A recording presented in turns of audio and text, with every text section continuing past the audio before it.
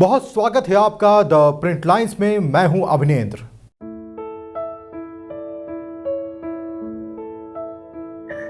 Israel ने हाल ही में अपने 4 बंधक नागरिकों को हमास की कैद से छुड़ाया है। इसके बाद माना जा रहा है कि इस तरह के कई और ऑपरेशन भी इजरायली बल कर सकते हैं। इसे देखते हुए हमास के नेताओं ने बंधकों की निगरानी के लिए तैनात किए गए अपने लड़ाकों को ज्यादा मुस्तैदी के साथ रहने के लिए कहा है। साथ ही आदेश दिए हैं कि अगर उन्हें लगता है कि इजरायली सेना आ रही है और कोई विकल्प नहीं है तो सबसे पहले उन्हें बंदियों को गोली मार देनी चाहिए। न्यूयॉर्क टाइम्स ने इजरायली अधिकारियों के हवाले से की गई रिपोर्ट में ये दावा किया है। मध्य गजा में नुसरात से आईडीएफ द्वारा 4 बंधकों को छुड़ाने के 2 दिन बाद ये रिपोर्ट की गई है।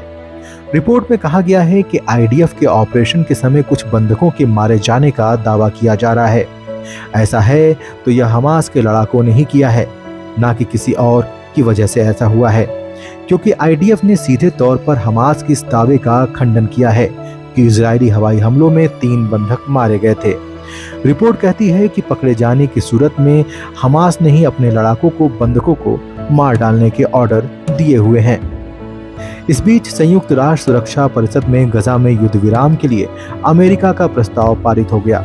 इसके तहत बंधकों की रिहाई के बदले में इजराइल के साथ संघर्ष को समाप्त करने की जिम्मेदारी हमास पर डाल दी गई है। अमेरिका द्वारा लाए गए प्रस्ताव पर सोमवार को चीन सहित 14 सदस्य देशों ने वोट किया, जबकि रूस ने मतदान में भाग नहीं लिया।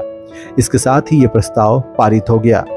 इसके तहत 3 चरण में गजा में शांति प्रस्ताव लागू किया जाएगा, जिसमें कतर और मिस्र की भूमिका भी होगी। अमेरिकी स्थायी प्रतिनिधि लिंडा थोमा ग्रीनफील्ड ने मतदान के बाद कहा कि इस परिषद ने हमास को एक स्पष्ट संदेश दिया है कि युद्ध विराम समझौते को स्वीकार करो। इजराइल पहले ही इस समझौते पर सहमत हो चुका है और अगर हमास भी ऐसा ही करता है तो लड़ाई आज ही रुक सकती है।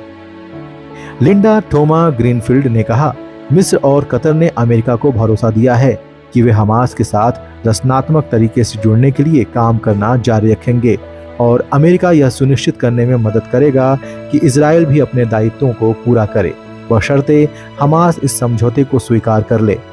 इजरायली राजनयिक रीड शापिर बेन नफ्ताली ने परिषद में कहा कि अगर हमास बंधकों को रिहा कर दे और आत्मसमर्पण कर दे तो युद्ध समाप्त हो जाएगा, एक भी गोली नहीं चलेगी।